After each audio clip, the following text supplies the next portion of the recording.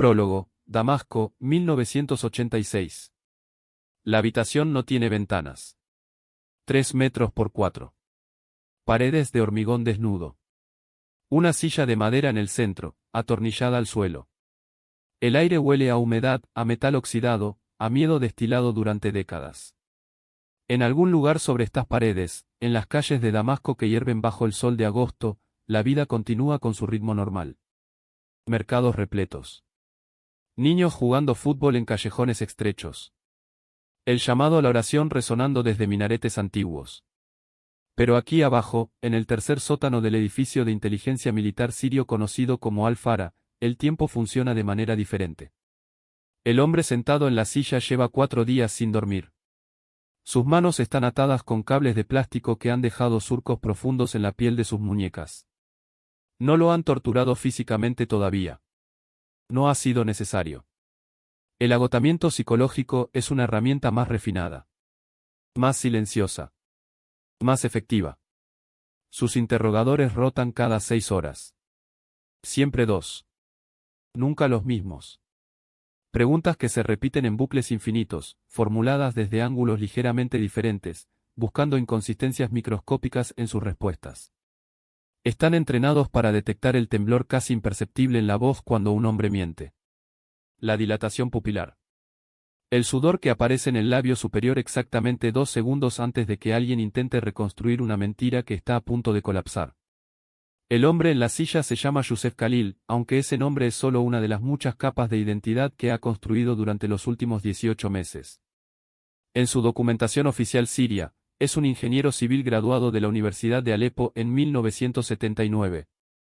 Tiene 32 años. Está casado. Su esposa, Laila, trabaja como profesora de literatura francesa en una escuela secundaria del distrito Almacé. No tienen hijos todavía, aunque la familia de ella presiona constantemente sobre el tema. Estos son los hechos que conoce la Mujabaraat, el aparato de inteligencia sirio. Son hechos verdaderos. Documentados. Verificables. Youssef Khalil existe en todos los registros oficiales. Pagó impuestos el año pasado. Tiene una cuenta bancaria en el Banco Central de Siria. Su apartamento en el tercer piso de un edificio de la calle Al-Jalaa contiene fotografías familiares, libros de ingeniería civil con anotaciones en los márgenes, facturas de electricidad de los últimos 8 meses. Todo es real. Todo es mentira. Porque el hombre sentado en esa silla, el hombre que ha pasado 18 meses construyendo meticulosamente la vida de Youssef Khalil, no es sirio. Nació en Haifa en 1954. Su verdadero nombre es Ari Feldman. Es agente operativo de la División de Operaciones Especiales del Mossad, el Instituto para la Inteligencia y Operaciones Especiales del Estado de Israel. Y en este momento, mientras 3 pisos sobre su cabeza los analistas de la Mujabaraat revisan cada detalle de su vida fabricada buscando la grieta que revelará su verdadera naturaleza, Ari sabe con certeza absoluta que no hay plan de extracción. No hay equipo de rescate esperando más allá de la frontera libanesa. No hay operación diplomática en marcha. No hay negociación secreta entre gobiernos. El Mossad no negocia por agentes capturados en territorio hostil. Esta es una regla no escrita, pero universalmente comprendida. Si te capturan en terreno enemigo, especialmente en Siria, eres un activo perdido. Un nombre que desaparecerá de los archivos operativos. Una fotografía que será archivada en una carpeta de color gris marcada con la palabra hebrea para concluido. Ari lo sabía cuando aceptó la misión. Lo firmó. Literalmente. Un documento de 2 páginas en una sala sin ventanas en el cuartel general del Mossad en Tel Aviv. Reconocimiento de riesgo extremo. Ausencia de garantías de rescate. Posibilidad de ejecución sumaria si la operación se comprometía. Firmó sin dudarlo. Pero ahora, en este sótano que huele a desesperación acumulada durante décadas, con el sabor a cobre de su propia sangre en la boca porque se ha mordido el interior de la mejilla para mantenerse despierto, Ari Feldman comprende la diferencia entre conocer un hecho de manera abstracta y experimentarlo como realidad física. Va a morir aquí. La única pregunta es cuánto tardará. ¿Y qué dirá antes de que suceda?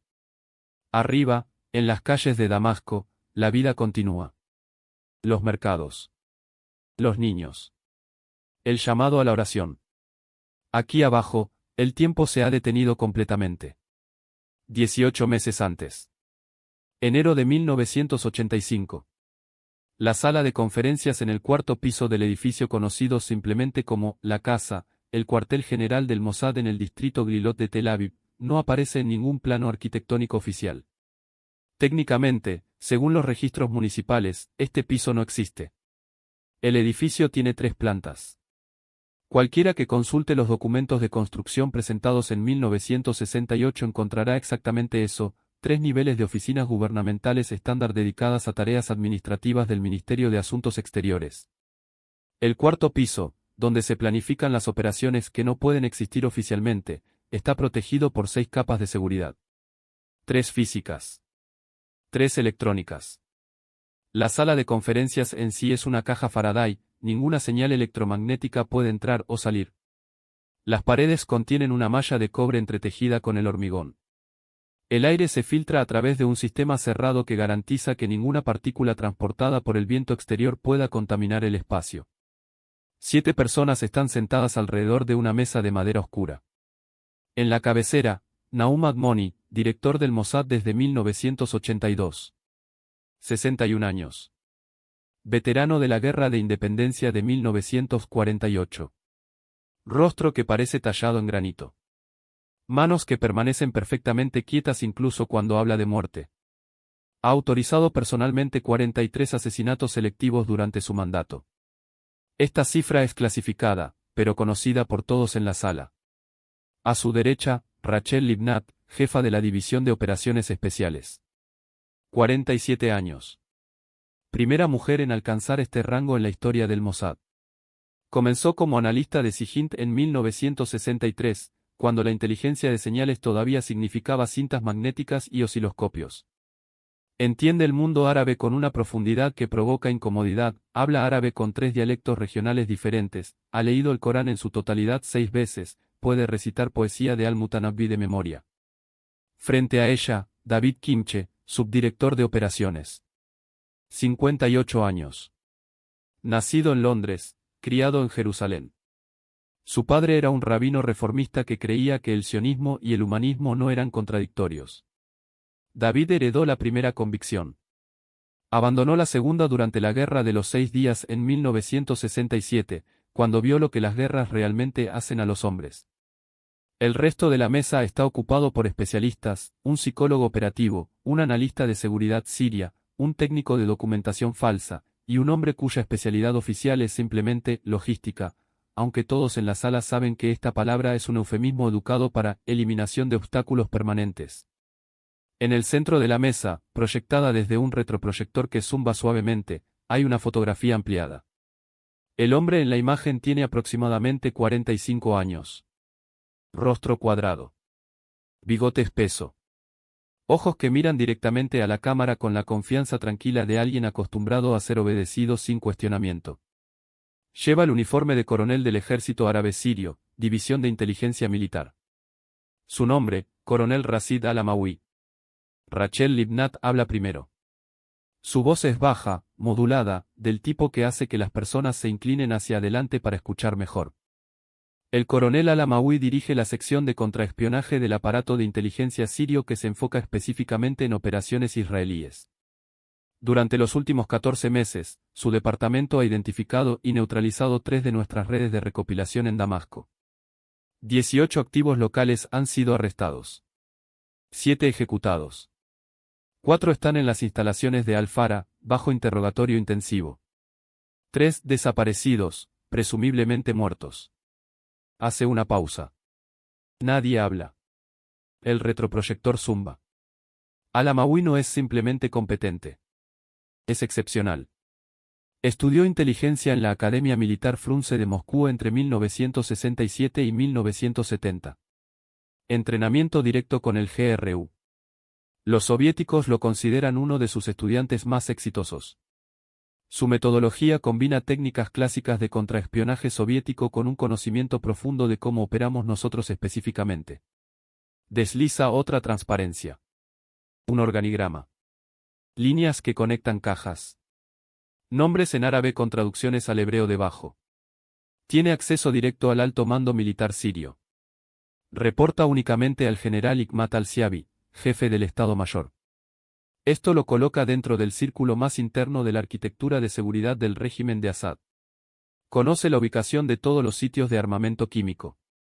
Tiene conocimiento completo de los acuerdos de defensa con la Unión Soviética. Posee información detallada sobre las capacidades de los sistemas de defensa aérea SA-5 y SA-6 desplegados en el Valle de Bekaa. David Kimche interrumpe. ¿Qué tan actualizada es esta fotografía? 3 meses. Tomada durante una ceremonia militar en Damasco. Fuente, satélite estadounidense, compartido a través de canales de enlace. Kimche asiente. Perfil psicológico. Rachel distribuye carpetas de Manila. Cada una contiene 30 páginas. El análisis psicológico está en la sección 3. Personalidad tipo A clásica. Orientado al control. Meticuloso hasta el punto de la obsesión. No delega tareas críticas. Revisa personalmente todos los informes de inteligencia que involucran seguridad nacional. Trabaja 16 horas diarias. Duerme 5 horas por noche, divididas en 2 segmentos, 3 horas después de la medianoche, 2 horas antes del amanecer. El psicólogo operativo levanta la mirada de su carpeta. Vulnerabilidades familiares. Casado. Una esposa, Fátima. 42 años. Madre de sus 3 hijos, todos varones. Edades, 18, 15, 11. La relación matrimonial es estable pero funcional. No hay evidencia de afecto emocional profundo. Es un matrimonio de conveniencia social. Amantes. Ninguna evidencia. Al-Amawi es devoto musulmán sunita. Asiste a la mezquita Al-Nofara todos los viernes. No bebe alcohol. No frecuenta espacios de entretenimiento nocturno. Naum Admoni, que ha permanecido en silencio, finalmente habla. Su voz suena como grava siendo triturada bajo ruedas de tanque. Entonces tenemos a un hombre sin vicios explotables. Sin debilidades financieras. Sin crisis matrimoniales. Sin hábitos que podamos usar para manipulación o chantaje. Un oficial de inteligencia soviéticamente entrenado que está desmantelando sistemáticamente nuestra capacidad operativa en Siria. Silencio. ¿Cuál es el objetivo? Rachel responde. Extracción. Queremos sacarlo de Siria. Vivo. La palabra flota en el aire como humo. Kimche suelta una risa breve, sin humor. Extracción. De un coronel de contrainteligencia sirio que probablemente tiene protección de seguridad las 24 horas, cuya rutina diaria involucra moverse entre las instalaciones militares más fuertemente vigiladas de Damasco. Sí. ¿Por qué no simplemente eliminarlo? Es Admoni quien responde. Porque un coronel muerto no puede responder preguntas. Un coronel vivo puede decirnos exactamente qué saben los sirios sobre nuestras operaciones. Puede identificar qué activos han sido comprometidos pero aún no arrestados. Puede revelarnos la estructura completa de su aparato de contraespionaje. Puede darnos años de inteligencia sobre capacidades militares sirias. Hace una pausa. Un cadáver es una declaración. Un prisionero es una biblioteca. Rachel continúa. Además, hay un factor político. Si Al-Amawi desaparece misteriosamente, los sirios asumirán que fue asesinato o secuestro. Se convertirá en un mártir interno. Su departamento se fortalecerá. Si podemos hacer que parezca que desertó voluntariamente, que abandonó Siria por razones personales, el impacto psicológico en el aparato de inteligencia sirio será devastador. Crearemos paranoia. Desconfianza. Revisiones de seguridad internas que paralizarán sus operaciones durante meses. El analista de seguridad siria levanta la mano. ¿Cómo planean hacerlo desertar? Todos sus vínculos están en Siria. Su familia. Su carrera. Su estatus social. No tiene razón para abandonar nada. Rachel sonríe. Es una sonrisa que no alcanza sus ojos. No tiene razón todavía. Vamos a darle una. Febrero de 1985. El apartamento en el tercer piso del edificio en la calle Al-Jalá en Damasco no fue elegido al azar.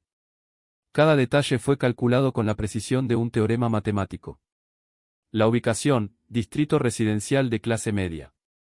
No suficientemente próspero como para atraer atención. No suficientemente pobre como para generar sospecha. Una zona donde viven profesionales jóvenes, familias pequeñas, funcionarios gubernamentales de rango medio. Exactamente el tipo de lugar donde un ingeniero civil de 32 años y su esposa profesora establecerían su vida. El edificio mismo, construido en 1978. Hormigón y ladrillo. 6 pisos. 18 apartamentos. Lo suficientemente nuevo como para tener fontanería decente. Lo suficientemente viejo como para tener historia.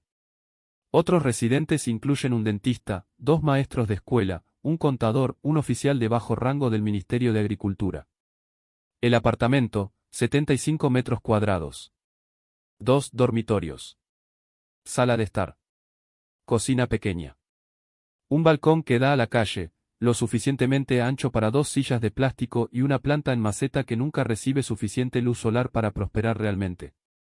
Ari Feldman llegó a Damasco en enero de 1985, viajando con pasaporte jordano bajo el nombre de Youssef Khalil. Su historia de cobertura había sido construida durante 8 meses por un equipo de especialistas en el departamento de documentación del Mossad conocido como SOMET. Los documentos eran perfectos. No buenos. Perfectos.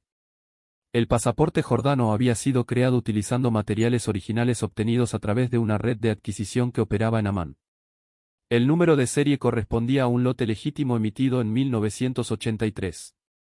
Las marcas de desgaste en las esquinas habían sido aplicadas manualmente, estudiando patrones reales de deterioro en pasaportes confiscados. Pero la documentación era solo el primer nivel. La verdadera profundidad de la identidad de Youssef Khalil existía en capas. Capa 1, documentos oficiales. Certificado de nacimiento de Alepo, 1953. Registros escolares de la escuela primaria Al-Mamun, 1959 a 1965. Diploma de escuela secundaria, 1971. Certificado de graduación universitaria, Universidad de Alepo, Facultad de Ingeniería Civil, 1979. Todos estos documentos existían en los archivos reales. Habían sido insertados años antes por una operación de penetración a largo plazo que el Mossad mantenía dentro del sistema burocrático sirio. Funcionarios menores. Empleados administrativos. Personas que durante décadas habían estado colocando silenciosamente papeles en archivos, creando identidades fantasma que podrían ser activadas cuando se necesitaran. Youssef Khalil había existido en papel desde 1953. 32 años de existencia burocrática. Registros de empleo en la firma de ingeniería Al-Furat en Alepo, 1979 a 1982. Proyectos verificables, participación en el diseño de un sistema de alcantarillado para un distrito residencial. Cálculos estructurales para un edificio de oficinas de 4 plantas. Todo documentado. Todo real en el sentido de que los proyectos existieron, aunque Youssef Khalil nunca trabajó realmente en ellos. Transferencia a Damasco en 1982. Empleo en el Ministerio de Obras Públicas, Departamento de Planificación Urbana. Un trabajo de nivel medio. Lo suficientemente importante como para justificar un salario decente. Lo suficientemente mundano como para no atraer escrutinio especial. Capa 3, red social. Esta fue la capa más difícil. Los humanos no existen en el vacío. Tienen amigos, colegas, conocidos casuales. Tienen el panadero que recuerda cómo les gusta el pan. Tienen el barbero que conoce la forma de su rostro. Tienen vecinos que los han visto cientos de veces sin pensar conscientemente en ello. El Mossad había sembrado referencias. Un colega en el Ministerio de Obras Públicas que había conocido a Youssef durante 2 años. En realidad, era un agente durmiente sirio que había estado en la nómina del Mossad durante una década. Su trabajo era simple: si alguien preguntaba sobre Youssef Khalil, confirmaría que sí, lo conocía, hombre agradable, competente en su trabajo, un poco reservado, pero profesional. Había otros. Una prima lejana en Homs que nunca había conocido a Youssef personalmente pero cuya madre recordaba la familia Khalil de Alepo. Un antiguo compañero de clase de la universidad que podía vagamente recordar a alguien con ese nombre en las clases de mecánica estructural. Ninguna de estas conexiones era profunda. Ese era el punto. Una identidad demasiado perfecta, con demasiadas personas que podían dar testimonio detallado, sería sospechosa. La realidad es imperfecta. La gente se olvida. Los recuerdos son nebulosos. Alguien que, tal vez, recuerda a Youssef de hace años es infinitamente más creíble que alguien que puede recitar su biografía completa. Capa 4, la esposa. Laila. Aquí es donde la operación alcanzaba su complejidad máxima. Laila no era un agente del Mossad. Era siria. Genuinamente siria. Nacida en Damasco en 1956. Profesora de literatura francesa en la escuela secundaria Al-Jalaa para niñas. Nunca había salido de Siria. No tenía idea de que su esposo era israelí. Laila creía completamente que estaba casada con Youssef Khalil, ingeniero civil, hombre tranquilo y trabajador que la había conocido a través de un amigo común en 1983. Ese amigo común era un agente del Mossad. El cortejo había sido cuidadoso. Lento. Youssef era tímido, explicaba el amigo. Había estado enfocado en su carrera. Ahora, a los 30, estaba listo para establecerse. Laila era exactamente el tipo de mujer que necesitaba, educada, estable, de buena familia. Se conocieron en un café. Conversaciones que se extendieron durante semanas. Youssef era atento pero no invasivo. Culto pero no pretencioso. Escuchaba cuando ella hablaba de Balzac y Flaubert. Compartía anécdotas suaves sobre su trabajo. Era, en todos los sentidos, perfectamente ordinario. La propuesta de matrimonio llegó después de 5 meses. Apropiadamente formal. Conoció a los padres de ella. La familia de él en Alepo estaba demasiado lejos para asistir a la boda, explicó, pero enviaron bendiciones y un regalo modesto. Se casaron en una ceremonia civil simple en abril de 1984. Laila nunca sospechó.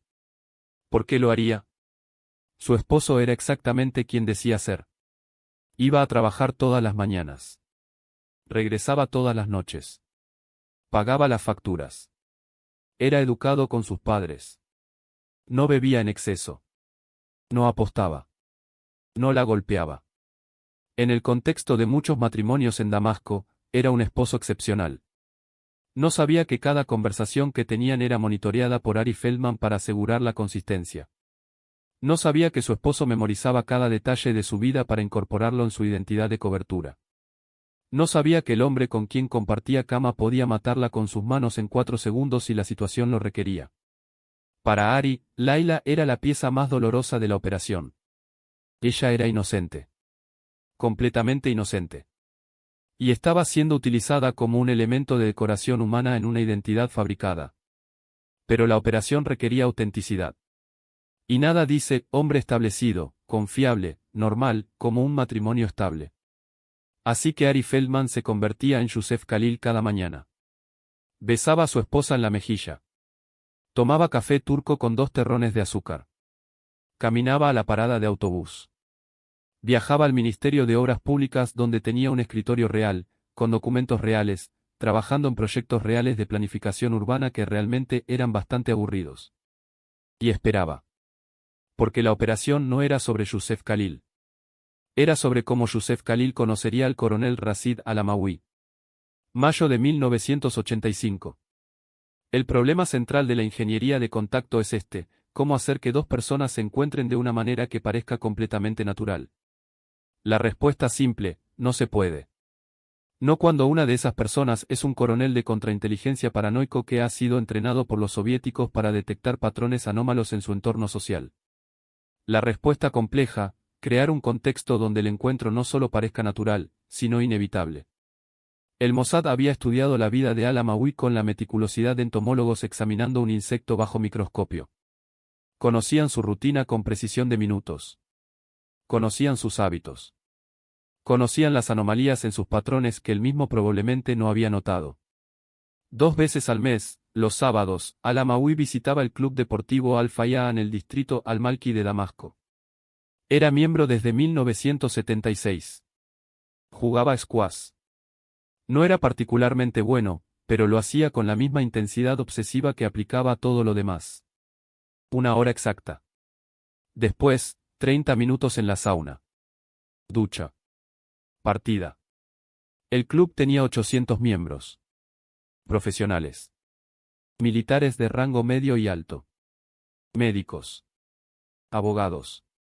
Empresarios. El tipo de espacio donde la clase media alta de Damasco hacía networking discreto mientras fingía hacer ejercicio. Youssef Khalil se unió al club en marzo de 1985. No inmediatamente después de llegar a Damasco. Eso habría sido sospechoso. Esperó 14 meses. El tiempo suficiente para que su presencia en la ciudad se sintiera establecida. El tiempo suficiente para que su membresía pareciera una progresión natural, hombre joven, carrera estable, puede permitirse pequeños lujos. No jugaba squash. Jugaba tenis. Esto era intencional. Diferentes canchas. Diferentes horarios. Cero intersección directa con Al-Amawi. Pero compartían la sauna. La sauna del Club Al-Fayha es una cámara de madera de cedro de 4 metros por 3. Puede acomodar 8 personas cómodamente. Los sábados por la tarde, generalmente contenía entre 3 y 6 miembros. El protocolo social implícito, silencio educado. Nadie hace conversación agresiva en una sauna. El calor no invita a la charla. Fomenta la contemplación silenciosa. Ari había estudiado la dinámica. En las 8 semanas desde que se unió al club, había estado en la sauna 18 veces. Al-Amawi había estado presente durante 4 de esas ocasiones. Nunca habían hablado. Ari ni siquiera lo había mirado directamente. Solo había registrado su presencia con el reconocimiento periférico que un hombre educado muestra hacia otros ocupantes de un espacio compartido. La regla de oro en la construcción de contacto es esta: el objetivo debe hacer el primer movimiento. Si Ari iniciaba conversación, siempre existiría la posibilidad de que Al-Amawi recordara ese detalle más tarde. El ingeniero civil que comenzó a hablarme. ¿Por qué? ¿Qué quería? Pero si Al-Amawi iniciaba contacto, la dinámica era completamente diferente. Yo elegí hablar con él. Fue mi decisión. No hay motivo sospechoso porque el motivo vino de mí. Entonces Ari esperaba. Y creaba condiciones. Sábado, 18 de mayo de 1985. Ari llegó al club a las 3:15 de la tarde. Jugó tenis durante 50 minutos con un compañero regular, un dentista llamado Samir que había conocido durante su segunda visita al club.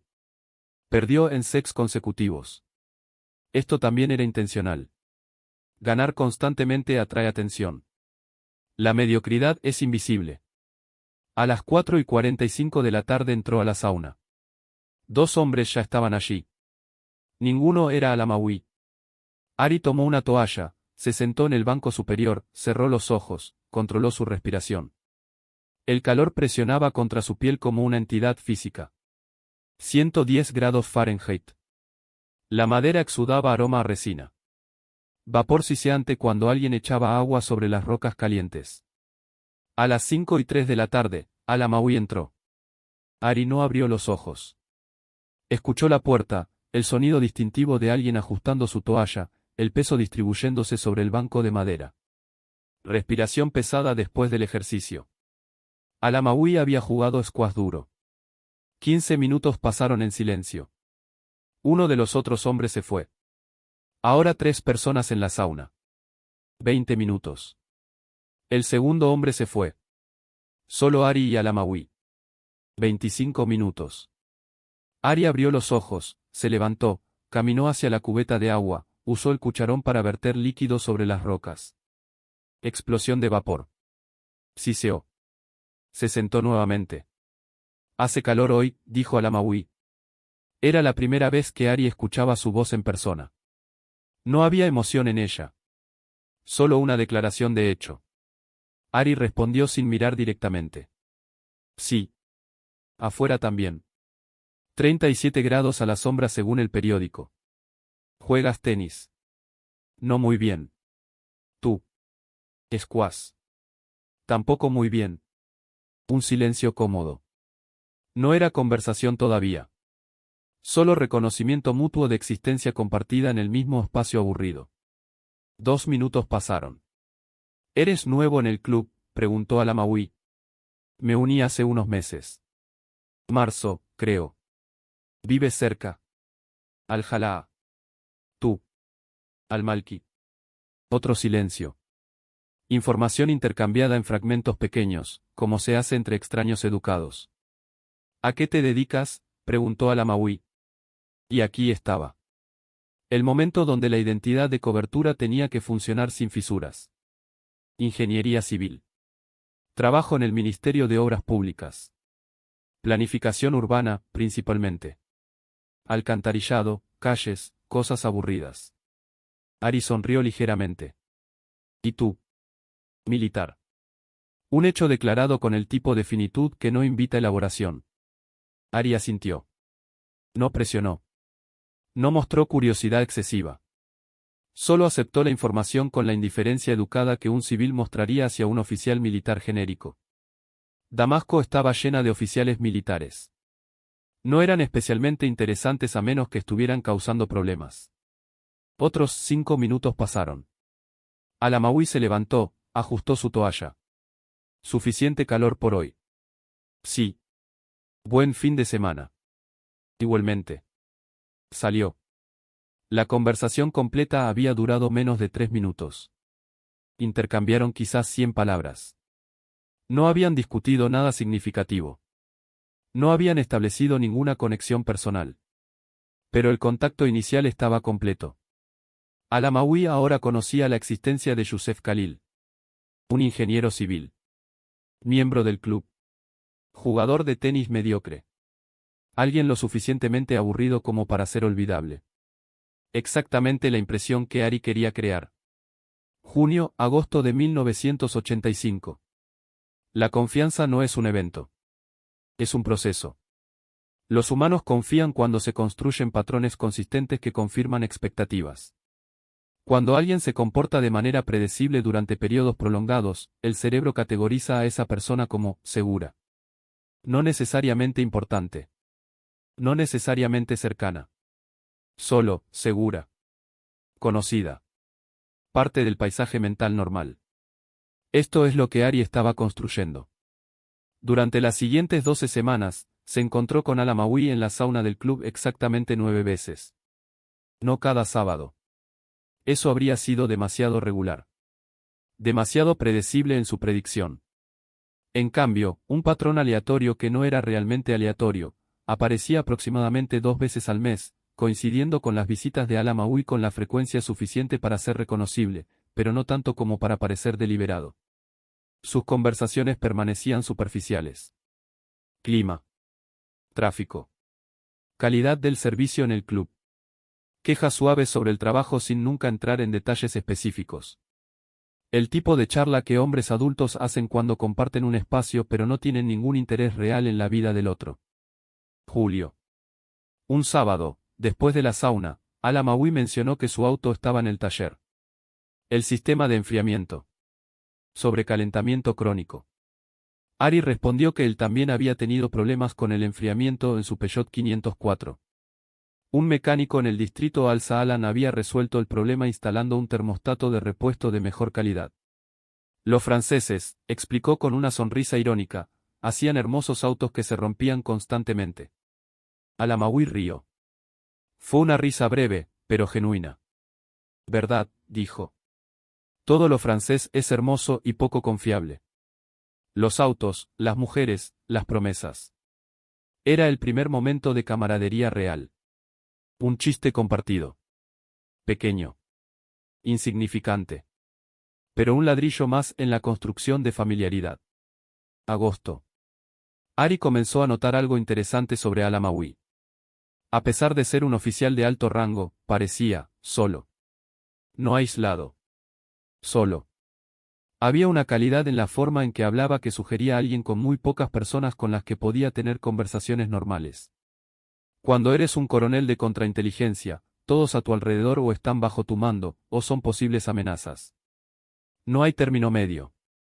No hay espacio para amistad casual. En la sauna, con Youssef el aburrido ingeniero civil, Al-Amawi podía simplemente existir. No tenía que estar en. No tenía que evaluar amenazas. No tenía que calibrar cada palabra para jerarquía militar o seguridad operacional. Podía quejarse sobre el tráfico como un ser humano normal. Ari reconoció esto y comenzó a calibrar sus interacciones hacia ese espacio. No se presentaba como alguien interesante. Se presentaba como alguien seguro. Predecible. Tranquilo. El tipo de persona con la que puedes sentarte en silencio sin sentir la necesidad de llenar cada pausa con palabras. A finales de agosto, habían establecido un patrón: si ambos estaban en la sauna al mismo tiempo, generalmente conversaban. 5, tal vez 10 minutos. Nunca más. Nunca menos. Conversación agradable y completamente olvidable. Desde el punto de vista de Al-Amawi, había conocido a un hombre tranquilo en el club. Un ingeniero. No especialmente interesante. No especialmente importante. Solo otra cara familiar en el paisaje de su vida rutinaria. Exactamente lo que Ari necesitaba que pensara. Septiembre de 1985. El director de operaciones del Mossad en Damasco, nombre en clave Gideon, operaba desde una posición de cobertura como gerente de importación para una compañía comercial libanesa con oficina en el distrito Al-Maseh. Se comunicaba con Tel Aviv usando un transmisor de ráfaga de alta frecuencia escondido en el chasis de un calentador de agua eléctrico en su apartamento. Las transmisiones duraban 1.3 segundos. Demasiado cortas para rastreo direccional.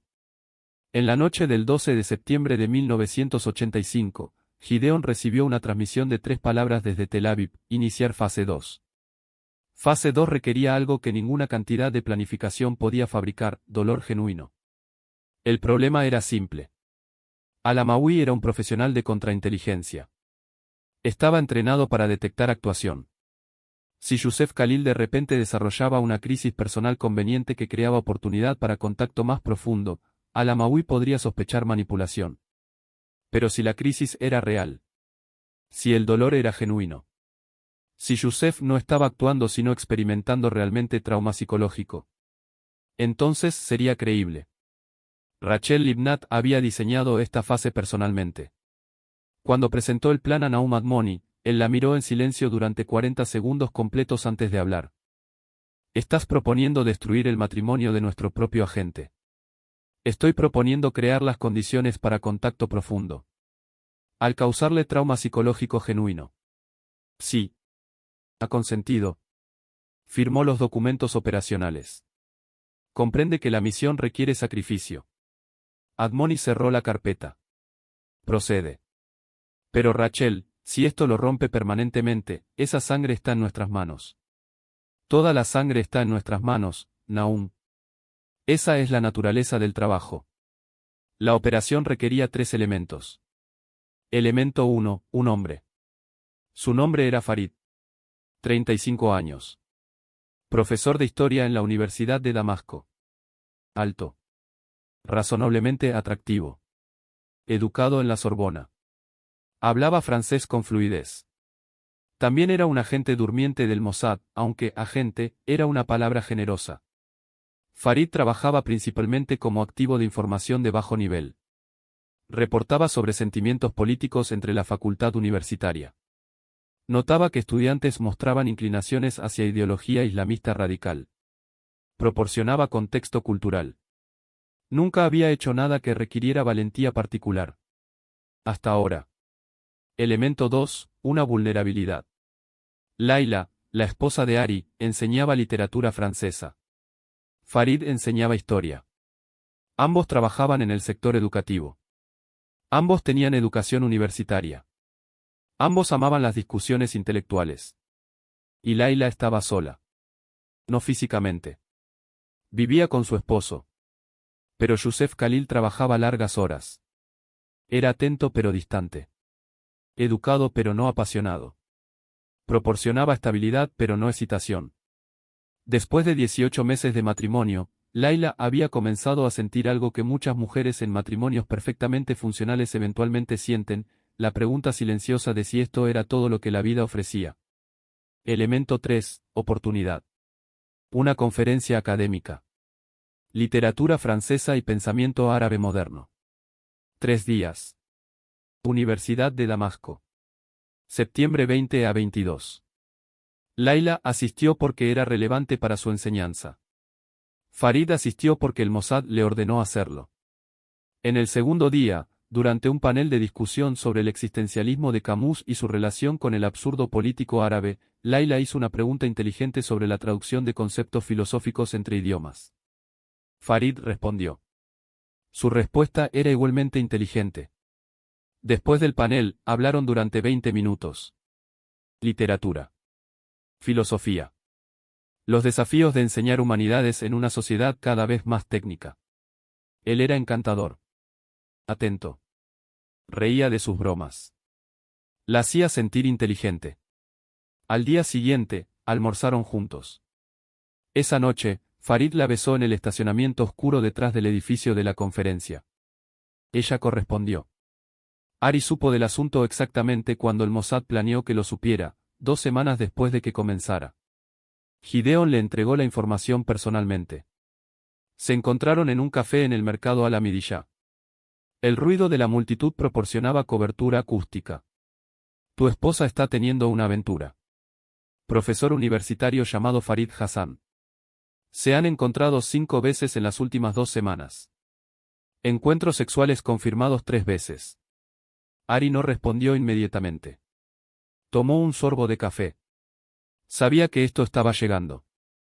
Había firmado los documentos. Había dado su consentimiento. Pero conocer un hecho intelectualmente y experimentarlo emocionalmente son cosas diferentes. ¿Es uno de los nuestros?, preguntó finalmente. Sí. ¿Sabe ella? No. Ella cree que es genuino. Ari asintió lentamente. ¿Cuál es mi jugada? Descúbrelo naturalmente. Ella dejó su agenda en el apartamento. La próxima entrada está marcada para mañana, 3 de la tarde, Hotel Al-Salam. Habitación 412. Llega temprano de trabajo. Confróntala. Déjala admitirlo. Entonces, colapsa. Colapsó. Emocionalmente. Tiene que ser real, Ari. Al-Amawi necesita verte genuinamente roto.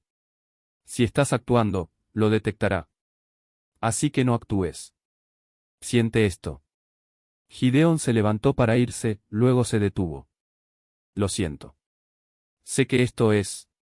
Sé lo que es esto. Después de que se fue, Ari permaneció sentado en el café durante 40 minutos. Bebió 3 tazas de café que no necesitaba.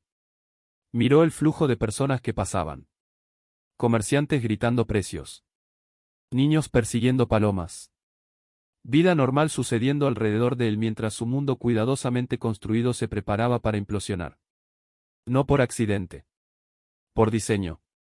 Al día siguiente, Ari dejó el Ministerio de Obras Públicas a las 2:30 de la tarde.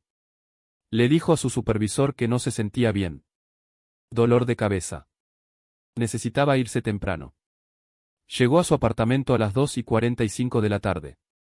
La agenda de Layla estaba en la mesa de la cocina, exactamente donde Gideon había dicho que estaría.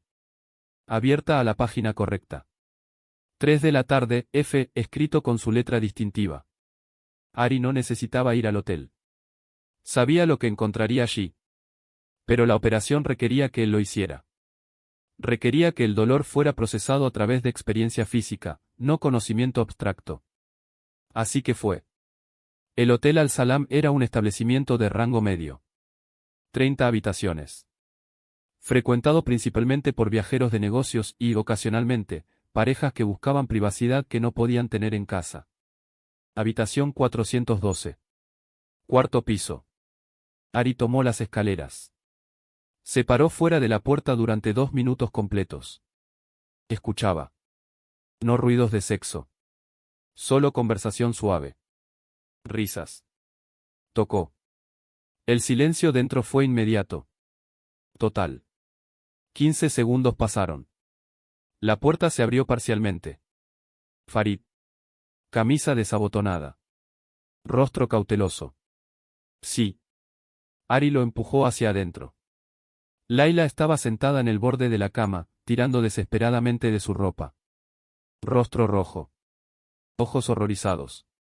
Yusef. No había palabras adecuadas. No para este momento. No para lo que estaba sucediendo. Ari miró a Farid. Vete. Farid se apresuró a salir sin decir palabra. Ari y Laila se quedaron solos. Ella comenzó a hablar. Explicaciones. Disculpas. No significaba nada. Fue un error. Solo soledad. Él siempre estaba trabajando. Ella solo necesitaba. Ari la interrumpió. Para. Una palabra. Tranquila. Sin ira. Eso la asustaba más que si hubiera gritado. ¿Por qué?, preguntó ella. No lo sé. ¿Qué sucederá ahora? No lo sé. Él se fue. Caminó. No de regreso al apartamento. Solo, caminó. A través del distrito Al-Malki. Pasando edificios gubernamentales. Pasando las mansiones de oficiales de alto rango. Pasando las mezquitas que llamaban a la oración vespertina. El dolor era real. Sabía que era una operación. Sabía que era necesario. Sabía que había dado su consentimiento. Pero eso no cambiaba el hecho de que su esposa, no realmente su esposa, pero la mujer con la que había compartido una vida durante 18 meses, acababa de traicionarlo. Y él había permitido que sucediera. Más que permitido. Había orquestado las condiciones para que fuera posible. El Mossad había convertido su matrimonio en una operación de inteligencia. Y ahora estaba roto. ¿Cómo se suponía que debía estar? Sábado, 28 de septiembre de 1985. Ari no había estado en el club deportivo durante 2 semanas. Se había quedado en casa. Había salido del trabajo enfermo. El Ministerio de Obras Públicas entendía, problemas personales. Sucede. Laila se había mudado de regreso con sus padres. El divorcio estaba en trámite. No había conversaciones dramáticas. Solo papeles. Abogados. División de propiedad limitada. El apartamento quedaría con Yusef. Cuando Ari finalmente regresó al club, parecía exactamente como un hombre que acababa de pasar por una ruptura matrimonial dolorosa. No estaba actuando. La falta de sueño era real. La pérdida de peso era real. El tipo particular de fatiga que viene de trauma emocional sostenido era completamente real. Jugó tenis mal. Peor de lo habitual. Errores de principiante. Su compañero de juego habitual, Samir el dentista, preguntó si estaba bien. Solo cansado, respondió Ari. Problemas en casa. Después del tenis, fue a la sauna. Alamawi ya estaba allí. Reconocimiento mutuo. Un asentimiento educado. Silencio. 5 minutos pasaron. No te he visto en un tiempo, dijo Alamawi. He estado ocupado. ¿Trabajo? No. Personal. Otro silencio. Alamawi no presionó. Era un hombre que entendía límites. Pero después de 3 minutos más, habló de nuevo. Pareces cansado. Era una observación simple. Declarada objetivamente. Sin curiosidad invasiva. Solo un hombre notando que otro hombre se veía exhausto. Algo en el tono de Alamawi, esa cualidad particular de alguien que ha visto suficiente sufrimiento humano para reconocerlo sin necesidad de explicación, rompió la reserva cuidadosa de Ari. Mi esposa tuvo una aventura, dijo. No estaba planeado. No estaba ensayado. Solo, salió. Alamawi no respondió inmediatamente. Dejó que la declaración se asentara en el aire caliente. Lo siento, dijo finalmente. Y sonaba genuino. Fue mi culpa. Trabajaba demasiado. No estaba presente. Me lo busqué. Eso no es verdad. La infidelidad es una elección. Ella eligió. No tú. Era lo correcto que decir. No condescendiente. No paternalista. Solo verdad declaradas simplemente. Ari asintió. Supongo. ¿Se acabó? Sí. Ella se mudó. Divorcio en proceso. Niños. No. Gracias a Dios. Alamawi hizo un sonido de acuerdo. Eso hace las cosas más simples al menos. Permanecieron sentados en silencio durante varios minutos más. No era un silencio incómodo. Era el tipo de silencio que existe entre hombres que han reconocido mutuamente que la vida puede ser dolorosamente difícil y que no hay palabras adecuadas para ello. Cuando salieron de la sauna, Al-Amawi hizo algo que nunca había hecho antes. Extendió su mano. Rashid Al-Amawi. Ari la estrechó. Yusef Khalil. Si alguna vez necesitas conversar, Yusef, generalmente estoy aquí los sábados. Gracias. Fue una interacción pequeña. 30 segundos. Pero marcó un cambio fundamental. Ya no eran simplemente conocidos que compartían un espacio. Habían intercambiado nombres. Habían reconocido vulnerabilidad mutua. Habían comenzado el lento proceso de convertirse en algo que podría, eventualmente, parecerse a la amistad. Exactamente según el plan. Octubre, diciembre de 1985.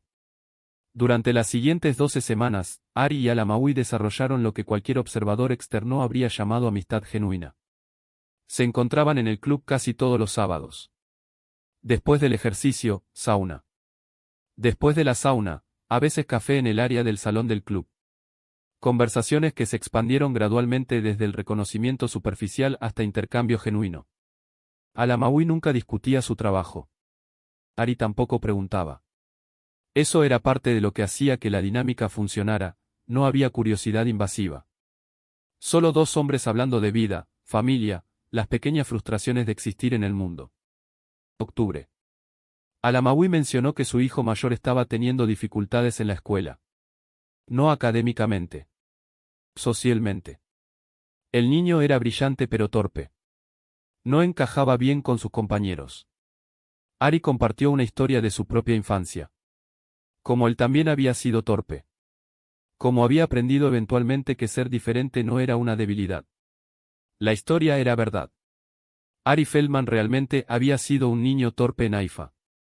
Pero la contextualizó dentro de la narrativa de Yusef Khalil, cambiando detalles de ubicación, ajustando el marco cultural, manteniendo la verdad emocional mientras alteraba los hechos específicos. Al-Amawi escuchó. Hizo preguntas reflexivas. Pareció genuinamente agradecido por la perspectiva. Noviembre. Ari mencionó que estaba considerando mudarse a un apartamento más pequeño. El lugar en Al-Jalaa tenía demasiados recuerdos de su matrimonio fallido. Quería empezar fresco. Al-Amawi conocía a alguien en el sector de bienes raíces. Podría hacer algunas preguntas. Conseguir buenos precios. Ari agradeció la oferta pero declinó educadamente. Todavía no estaba listo para mudarse. Tal vez en la primavera. Este intercambio fue importante. Estableció que Ari no estaba buscando favores. No estaba usando la amistad para ventaja práctica. Esto tranquilizó cualquier instinto de contrainteligencia subconsciente que Al-Amawi podría haber tenido. Diciembre. Primera semana del mes. Temperatura inusualmente fría para Damasco. Lluvia persistente. En la sauna, Al-Amawi hizo una observación casual. Mi esposa está organizando una cena. Pequeña. Solo algunas parejas. Amigos. Este sábado. Pausa. Normalmente no invito a conocidos del club. Pero has estado pasando por un momento difícil. El ambiente podría ser bueno. Conversación. Comida decente. Nada formal. Ari sintió el momento cristalizarse. Esta era la invitación que la operación había estado construyendo hacia durante 11 meses. No sé, respondió cuidadosamente. No quiero ser el tipo soltero deprimido en tu cena. Al-Amawi rió. Honestamente, probablemente serás el menos deprimido allí. La mitad de los invitados son oficiales militares quejándose de presupuestos. Serás un alivio. ¿Estás seguro? No quiero imponer. Estoy seguro. Este sábado. 7 en punto. Te enviaré la dirección. Intercambiaron números de teléfono. Era la primera vez que habían establecido contacto fuera del club. 2 días después, Ari recibió una llamada. La voz de Al-Amawi. Yusef. La dirección, calle Al-Nasr, número 47, distrito Al-Malki. ¿Tienes cómo llegar? Sí. Gracias. Bien. Hasta el sábado. Después de que terminó la llamada, Ari permaneció sentado en su apartamento durante varios minutos. 11 meses de operación. Cientos de horas de actuación cuidadosa. Un matrimonio destruido. Trauma psicológico genuino. Todo convergiendo hacia este momento. Una invitación a cenar. Simple. Ordinaria. La cosa más normal del mundo. Y el punto de pivote crítico de toda la operación.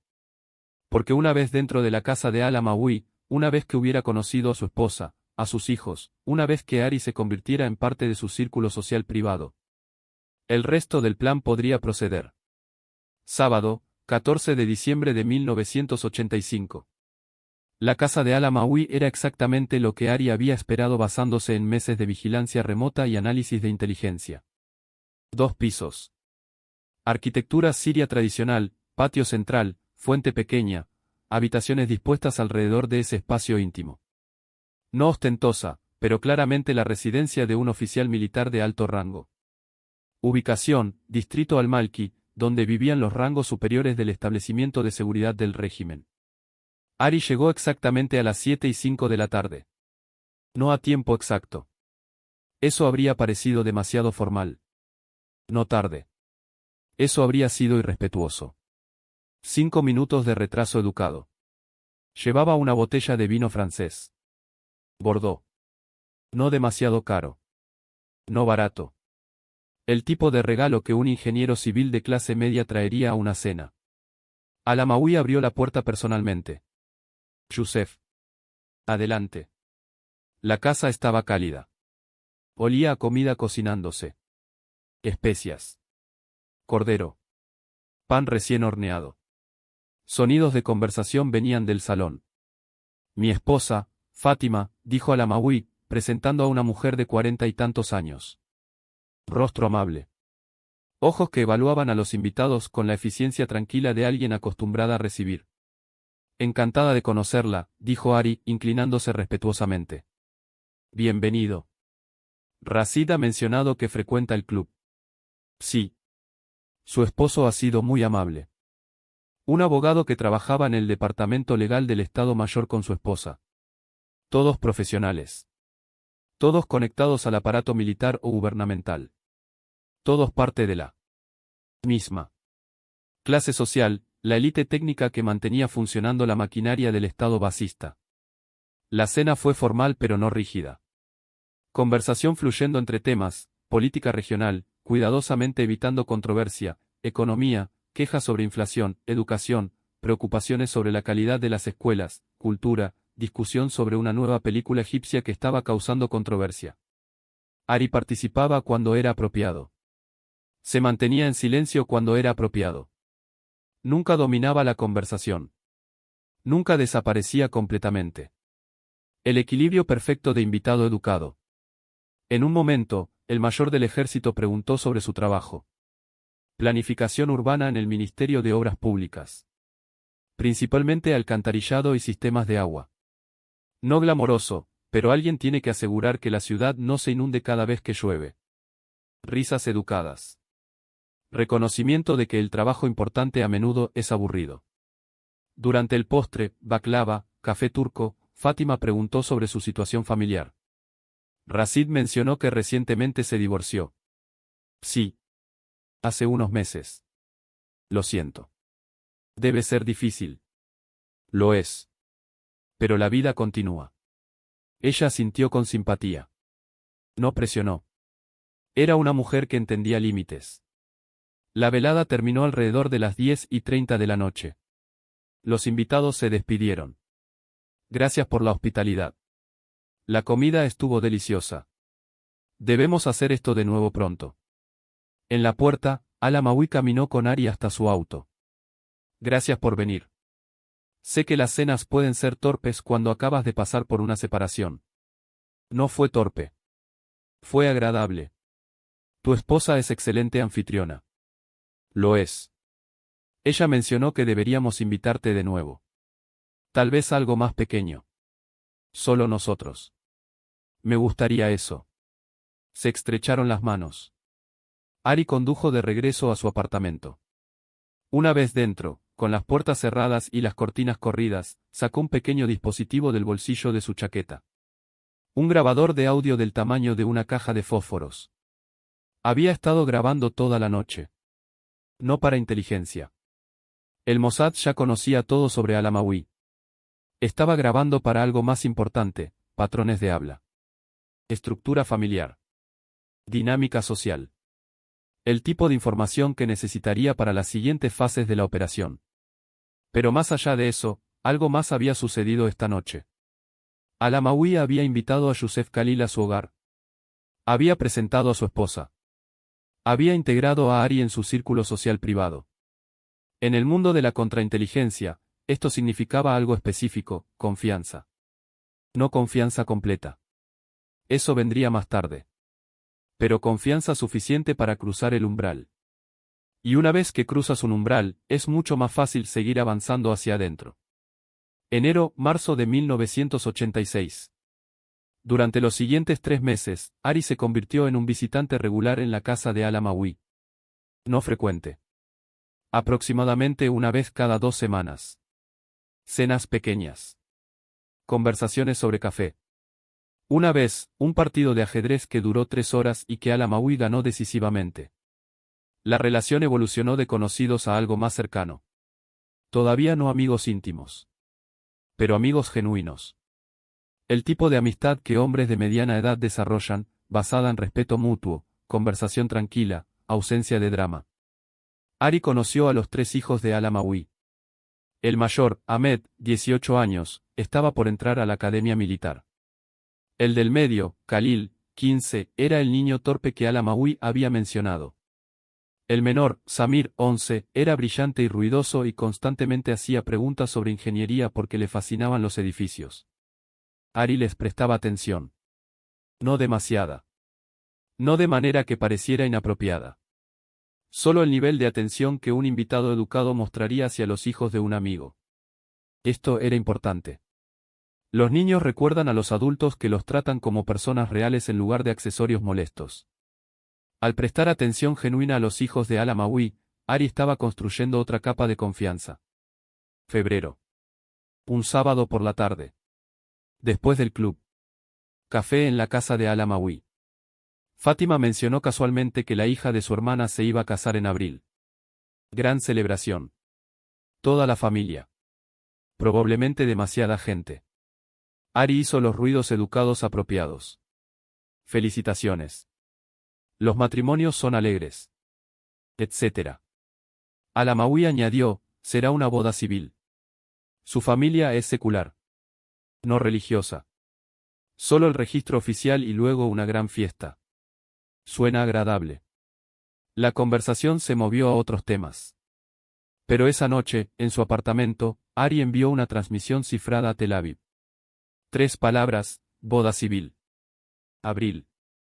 La respuesta llegó 48 horas después. Rachel Libnat había convocado una sesión de emergencia del equipo operacional. Una boda civil, dijo, mirando alrededor de la mesa de conferencias. Una celebración familiar grande. Muchos invitados. Música. Comida. Caos controlado. David Kimche vio a dónde iba esto. ¿Estás sugiriendo? Estoy sugiriendo que una boda es el vector perfecto. Al-Amawi estará fuera de su entorno normal. Lejos de su seguridad habitual. Rodeado de familia, no de colegas militares. Relajado. Distraído. Pero Ari no está invitado. Es amigo de Al-Amawi, no de la familia de la novia. Rachel sonrió. Todavía no está invitado. Marzo. Ari comenzó a mencionar casualmente que se sentía solo. No de manera dramática. Solo observaciones tranquilas. Los fines de semana eran largos cuando vivía solo. El apartamento estaba demasiado silencioso. Al-Amawi era receptivo. Había pasado por esto él mismo durante su servicio militar cuando estaba estacionado lejos de su familia. Entendía la soledad. Una tarde, Ari mencionó que nunca había asistido a una boda civil. Crecí en un entorno más tradicional. Bodas religiosas. Mezquitas. Imanes. Nunca he visto una ceremonia civil. Al-Amawi parecía levemente sorprendido. ¿De verdad? ¿De verdad? Supongo que es solo una firma de documentos. No. Eso, y generalmente una gran celebración después. Más grande que las bodas religiosas, a veces, porque la familia no tiene que preocuparse por segregación de géneros o restricciones de alcohol. Interesante. Ari dejó que el tema muriera naturalmente. No presionó. No sugirió nada. Pero la semilla estaba plantada. 2 semanas después, Al-Amawi lo mencionó de nuevo. Esa boda que mencionó Fátima. La sobrina. Es en 3 semanas. Oh. Sí. Sí. He estado pensando. Dijiste que nunca habías ido a una boda civil. Esto será grande. Tradicional en el sentido cultural, pero secular. Si te interesa, quiero decir, probablemente sería aburrido para ti. Mucha familia. No conoces a nadie. Ari esperó exactamente 3 segundos. No muy rápido. No muy lento. Suena interesante realmente. Pero no quiero imponer en un evento familiar. No estarías imponiendo. Habrá 200 invitados. Un cuerpo más no importa. Y honestamente, Fátima sugirió que podría ser bueno que conociera gente. Dice que pasas demasiado tiempo solo. Eso es muy amable de ella. Entonces, ¿vendrás? Si estás seguro de que no es problema. Estoy seguro. Se estrecharon las manos en el acuerdo. Después de que Ari se fue esa noche, Al-Amawi no pensó nada inusual sobre la conversación. Había invitado a un amigo a una boda familiar. Simple. Normal. El tipo de cosa que hacen los amigos. No tenía idea de que acababa de crear las condiciones para su propia extracción de Siria. 20 de marzo, 10 de abril de 1986. La planificación de la extracción fue la operación más compleja que el Mossad había intentado en territorio sirio desde el caso Eli Cohen en 1965. La diferencia crítica, Eli Cohen había sido capturado y ejecutado. Esta operación no podía permitirse ese final. Rachel Libnat dirigió personalmente el equipo de planificación. Si Al-Amawi desaparece violentamente, Siria movilizará todos los recursos. Cierre de fronteras. Alerta militar completa. Búsqueda exhaustiva. La relación entre lo que el Mossad ganaría versus el riesgo operacional era inaceptable. Restricción 2. No puede parecer deserción inmediata. Si Al-Amawi simplemente no aparece en el trabajo el lunes después de la boda, sospechas inmediatas. Investigación. Su familia sería interrogada. Restricción 3. Debe parecer voluntario. La única manera de que esto funcione es si Al-Amawi aparentemente elige irse. Por su propia voluntad.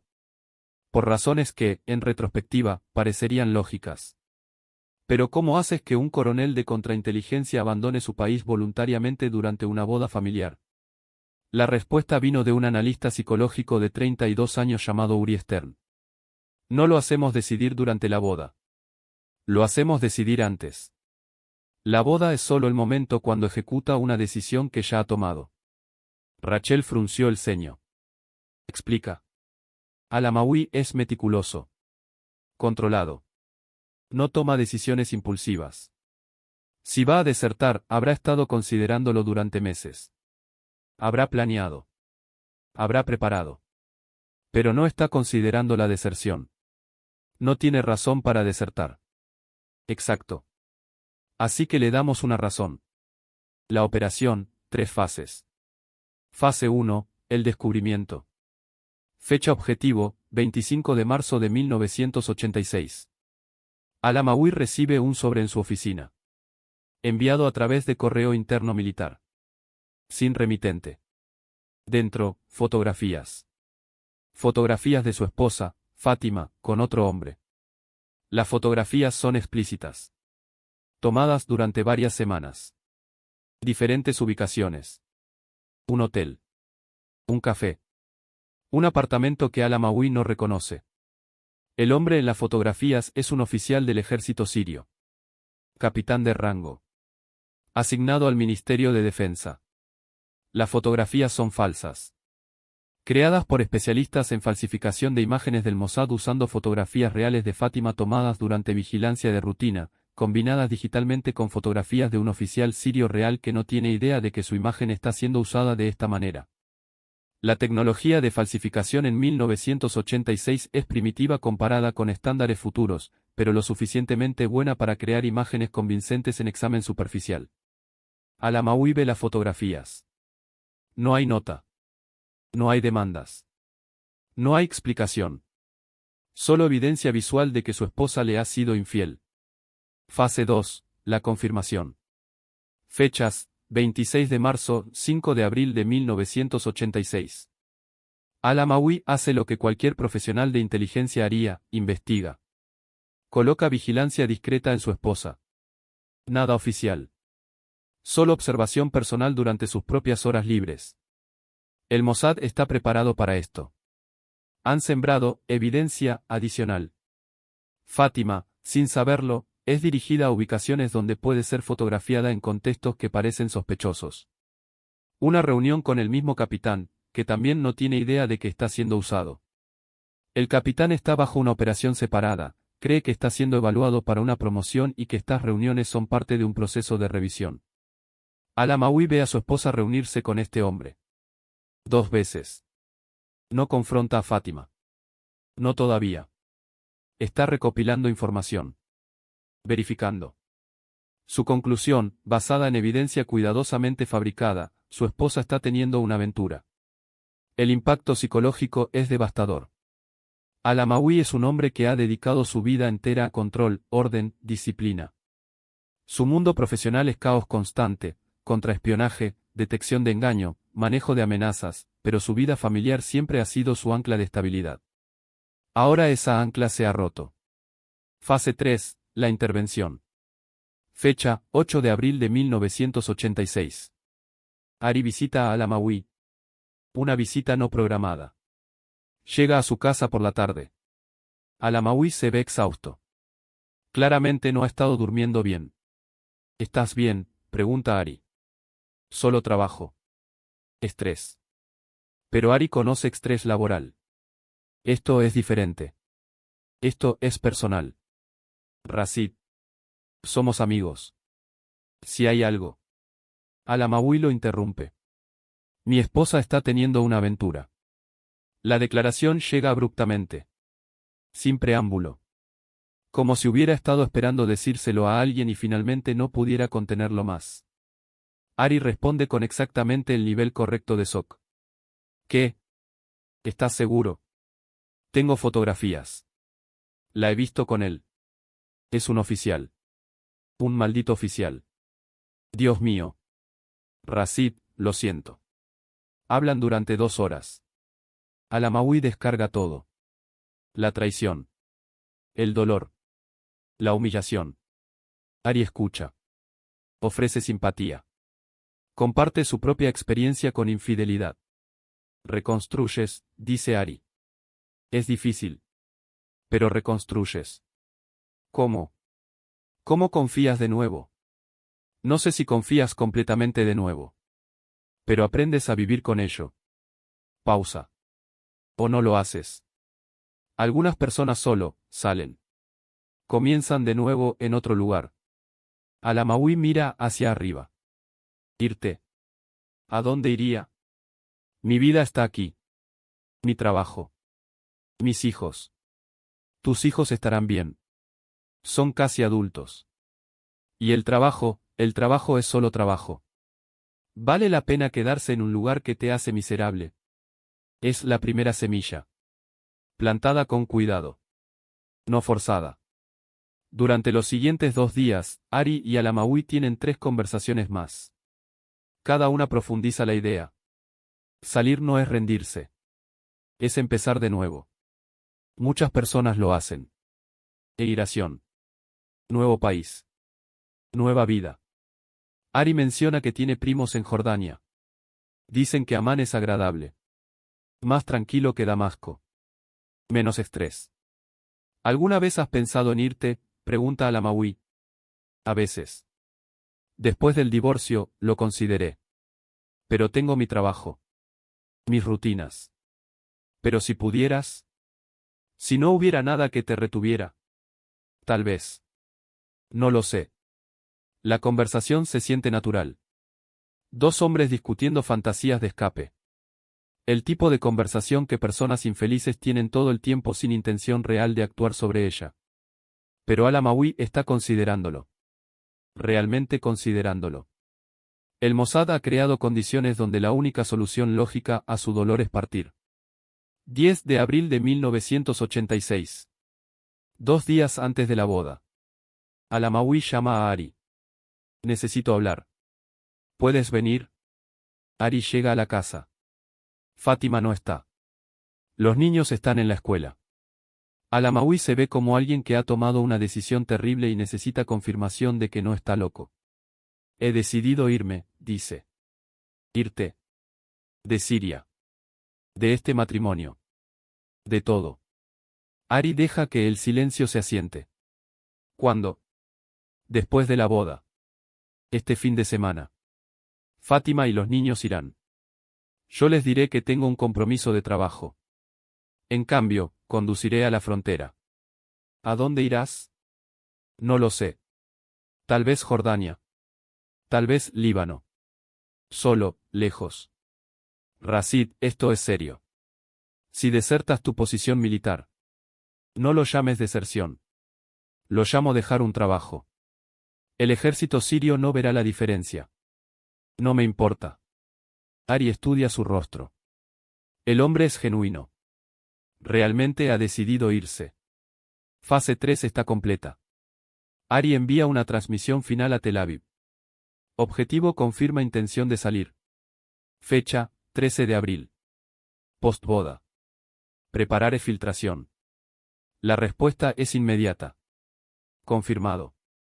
Equipo en posición. Proceda según protocolo. 13 de abril de 1986. El salón de eventos Al-Masdeh estaba ubicado en el distrito Al-Muhajirin de Damasco. 2 pisos. Capacidad para 300 personas. Frecuentemente utilizado para bodas, celebraciones corporativas, ocasionalmente eventos gubernamentales menores. Ella no sabía. No sabía que su esposo estaba planeando desaparecer en aproximadamente 4 horas. Ari se acercó a la mesa. Al-Amawi se levantó, estrecharon las manos. Yusef. Te conseguimos un asiento. Mesa 7, allá. Indicó con la mano hacia el otro lado del salón. Gracias. Felicitaciones a la familia. Gracias. Disfruta la comida. Es buena. Intercambio breve. Normal. Nada sospechoso. Ari se movió a la mesa 7. 9 personas ya sentadas. Presentaciones. Nombres que olvidaría inmediatamente. El tipo de interacciones superficiales que suceden en bodas grandes. Comió. Bebió té. Hizo pequeña charla. Observó. A las 7:30 de la tarde, Al-Amawi se levantó, murmuró algo a Fátima, caminó hacia el área del baño. Ari esperó 2 minutos. Luego se levantó. También caminó hacia el área del baño. Pero no fue al baño. Fue al estacionamiento. El estacionamiento de Al-Masdeh podía acomodar 50 vehículos. Esta noche estaba casi lleno. Autos estacionados en filas desordenadas. Poca iluminación. Guardias de seguridad cerca de la entrada principal pero no patrullando activamente. Ari caminó entre los autos hasta localizar el vehículo de Al-Amawi. Mercedes-Benz 280 negro. Matrícula oficial militar. Llegó exactamente cuando Al-Amawi salió de la puerta lateral del salón. Se encontraron junto al auto. ¿Estás seguro de esto?, preguntó Ari. No. Pero lo estoy haciendo de todos modos. ¿Has empacado? Tengo una bolsa en el maletero. Ropa. Documentos. Dinero. Ruta. Norte. Cruce fronterizo Masná a Líbano. Llegaré alrededor de las 11 de la noche. El cruce es tranquilo los domingos por la noche. Ari asintió. Buena suerte, Rashid. Se estrecharon las manos. Entonces Ari dijo algo que no era parte del plan operacional original pero que se sintió necesario en el momento. Eres un buen hombre. Mereces mejor que esto. Al-Amawi pareció sorprendido. Luego asintió. Gracias. Entró a su auto. Ari lo vio conducir hacia la salida del estacionamiento. Pasó a los guardias de seguridad. Giró a la izquierda en la calle principal. Desapareció en el tráfico de Damasco. Ari permaneció parado allí durante 30 segundos. Entonces regresó al salón. A la mesa 7. Continuó comiendo. Continuó haciendo pequeña charla. Nadie había notado que se había ido. A las 8:45 de la tarde, Fátima comenzó a buscarlo. ¿Dónde está Rashid? Alguien dijo que lo había visto irse al baño hace una hora. Verificaron el baño. No estaba allí. Verificaron el estacionamiento. Su auto se había ido. Confusión. Preocupación. Fátima llamó su teléfono celular. Sin respuesta. A las 9 de la noche, la preocupación se convirtió en alarma. A las 9:30 de la noche, alguien sugirió que tal vez había tenido una emergencia de trabajo. Era un oficial militar. Las emergencias suceden. Pero, ¿por qué no habría dicho algo? A las 10 de la noche, Fátima estaba llorando. Ari se acercó, ofreció ayuda. ¿Quiere que conduzca para buscar? ¿Verificar hospitales? No, dijo el hermano de Fátima. Llamaremos a sus colegas militares. Ellos sabrán. Ari asintió. Se retiró. A las 10:30 de la noche, se despidió educadamente. Eventos familiares. No quería imponer. Esperaba que Al-Amawi estuviera bien. Condujo de regreso a su apartamento. A las 11:15 de la noche, recibió una señal cifrada en su radio de ráfaga. Paquete cruzó frontera. Exfiltración exitosa. Retornar a base. 14 de abril, 30 de abril de 1986. El coronel Rashid Al-Amawi cruzó al Líbano a las 11:03 de la noche del 13 de abril. No sabía que el punto de cruce fronterizo de Masná estaba siendo monitoreado por activos del Mossad. No sabía que tan pronto como su Mercedes cruzó a territorio libanés, un equipo de extracción estaba esperando a 3 kilómetros dentro del Líbano. No sabía que la emergencia mecánica que experimentó su auto 20 minutos después de cruzar la frontera, el motor muriendo repentinamente, sin explicación, fue causada por un dispositivo de corte electrónico que había sido instalado en su sistema de combustible durante las operaciones de preparación. No sabía que el conductor amable, que se detuvo para ayudarlo, era un agente del Mossad. No sabía que el café que le ofrecieron contenía un sedante que lo haría perder la conciencia en 90 segundos. Cuando despertó, estaba en un jet privado volando a 800 km por hora hacia el espacio aéreo israelí. La ausencia de Al-Amawi fue notada oficialmente a las 8 de la mañana del 14 de abril cuando no apareció para una reunión programada en el cuartel general de inteligencia militar. Para las 9 de la mañana, su oficina estaba siendo registrada. Para las 10 de la mañana, los investigadores de seguridad estaban interrogando a su esposa. Fátima no sabía nada. Su confusión era genuina. Su esposo había desaparecido de una boda familiar. No tenía explicación. Los investigadores revisaron su historial reciente. Llamadas telefónicas. Movimientos asociados. Encontraron algo interesante. Al-Amawi había estado pasando tiempo regular con un ingeniero civil llamado Youssef Khalil. Registraron el apartamento de Youssef Khalil a las 3 de la tarde del 14 de abril. Ari no estaba allí. Había salido esa mañana temprano, antes del amanecer, usando una ruta de filtración preplanificada que lo llevó al sur, a través de territorio controlado por drusos en las montañas al-Zubaida, cruzando a Jordania cerca de Rata. Pero su apartamento les dijo una historia. Todos sus documentos estaban allí. Su ropa. Sus libros. Fotografías de su fallido matrimonio. Facturas.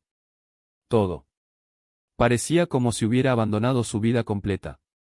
Los investigadores confiscaron todo. Comenzaron a reconstruir la identidad de Youssef Khalil. Y lentamente, meticulosamente, descubrieron la verdad. Los documentos eran perfectos. Pero cuando investigaron profundamente, cuando rastrearon cada conexión, verificaron cada historia, interrogaron a cada persona que había conocido a Youssef Khalil, encontraron vacíos. Pequeños. Casi imperceptibles. Pero allí. El colega en el Ministerio de Obras Públicas que había confirmado conocer a Youssef desapareció. Nunca regresó al trabajo. La prima en Homs cuya madre supuestamente recordaba a la familia Khalil fue interrogada. Su historia comenzó a colapsar bajo presión. El excompañero de clase de la universidad no pudo, bajo interrogatorio intensivo, recordar ningún detalle específico sobre Youssef. Para el 20 de abril, la inteligencia siria había alcanzado una conclusión. Youssef Khalil era un agente israelí. Había pasado 18 meses construyendo una identidad de cobertura. Había infiltrado el círculo social personal de uno de los oficiales de contrainteligencia más senior de Siria. Y había usado esa relación para facilitar la deserción de al-Amawi. Era el fracaso de contrainteligencia más humillante en la historia de la inteligencia militar siria. Las repercusiones fueron masivas. 15 oficiales de inteligencia fueron despedidos. Todo el departamento de contrainteligencia fue reestructurado. Las revisiones de seguridad se intensificaron en todos los niveles. Y la búsqueda de Youssef Khalil/Ari Feldman se convirtió en la prioridad operacional número 1. Pero Ari ya estaba en Tel Aviv. Y el coronel al-Amawi estaba en una instalación de interrogatorio segura, siendo debriefado por especialistas del Mossad. Mayo de 1986, presente. El coronel Rashid al-Amawi nunca regresó a Siria. Pasó 6 meses en interrogatorio de debriefing. Proporcionó detalles exhaustivos sobre operaciones de contrainteligencia sirias. Identificó docenas de activos comprometidos. Reveló estructuras operacionales completas. Su información resultó en el rescate de 4 agentes israelíes que estaban a punto de ser arrestados en Damasco. Permitió la reconstrucción de redes de recopilación que habían sido desmanteladas. Proporcionó inteligencia crítica sobre capacidades militares sirias que afectó la planificación estratégica israelí durante años. Después del debriefing, recibió una nueva identidad. Un apartamento en Jerusalén. Apoyo financiero. Protección permanente. Nunca volvió a ver a su esposa o hijos. A veces, en entrevistas psicológicas de seguimiento, hablaba sobre ese día en la boda. Cómo había decidido irse. Cómo había sentido que no tenía opción. Todavía no sé si fue mi decisión, dijo una vez a un psicólogo del Mossad. O si alguien me hizo decidir. El psicólogo no respondió. No había respuesta honesta que pudiera dar. Ari Feldman nunca regresó a trabajo de campo. Después de la operación al-Amawi, fue transferido a funciones de entrenamiento. Pasó los siguientes 15 años enseñando a nuevos agentes operativos cómo construir identidades de cobertura. Cómo infiltrarse en vidas. Cómo manipular psicología humana. Se retiró en 2001. Vive en Tel Aviv. Solo. Nunca se casó. Mantiene contacto mínimo con antiguos colegas. En ocasiones raras, cuando estudiantes de inteligencia preguntan sobre sus operaciones más exitosas, menciona el caso al-Amawi. ¿Cómo lo hizo?, le preguntan. ¿Cómo convence a alguien de traicionar todo lo que conoce? No lo convences, responde Ari. Creas las condiciones donde la traición parece la única opción lógica. Luego te alejas y dejas que ellos elijan. ¿Pero qué hay de la moralidad? ¿Destruiste su vida? Ari siempre hace una pausa antes de responder a esto. Hice mi trabajo. Protegí a mi país. Si eso requería destruir la vida de un hombre, entonces eso es lo que requería. Pausa. Pero no duermo bien. La operación conocida como Alianza Rota permanece clasificada en archivos del Mossad. Oficialmente, no sucedió. El coronel Rashid al-Amawi oficialmente desertó voluntariamente por razones personales. Youssef Khalil oficialmente nunca existió. La verdad, como siempre en el mundo de la inteligencia, está enterrada bajo capas de negación plausible. Pero ocasionalmente, en conferencias de inteligencia cerradas, cuando se discute psicología operativa, instructores mencionan el caso de la boda. Cómo el Mossad construyó una identidad completa durante 18 meses. Cómo destruyeron un matrimonio para crear apalancamiento emocional. Cómo usaron una celebración familiar, el momento que debería representar alegría y unión, como vector para extracción imposible. Es estudiado como obra maestra de ingeniería psicológica. También es estudiado como caso de advertencia sobre los costos morales de la inteligencia. Porque la pregunta final nunca es, ¿pudo hacerse? La pregunta es, ¿debió hacerse? Y esa pregunta no tiene respuesta clasificable. Solo silencio. El tipo de silencio que existe en habitaciones sin ventanas donde hombres y mujeres planean operaciones que nunca serán reconocidas oficialmente. El tipo de silencio que llena los pensamientos de agentes retirados que viven solos en apartamentos de Tel Aviv. El tipo de silencio que permanece cuando todas las palabras se han agotado y solo queda la memoria de lo que se hizo. En nombre de la seguridad. En nombre del Estado. En nombre de la supervivencia. El silencio de la geometría del engaño, donde cada línea trazada conecta a seres humanos que nunca entenderán completamente cómo fueron usados. Y en ese silencio, las únicas preguntas que importan nunca son respondidas. Solo guardadas. En archivos. Marcados como concluido.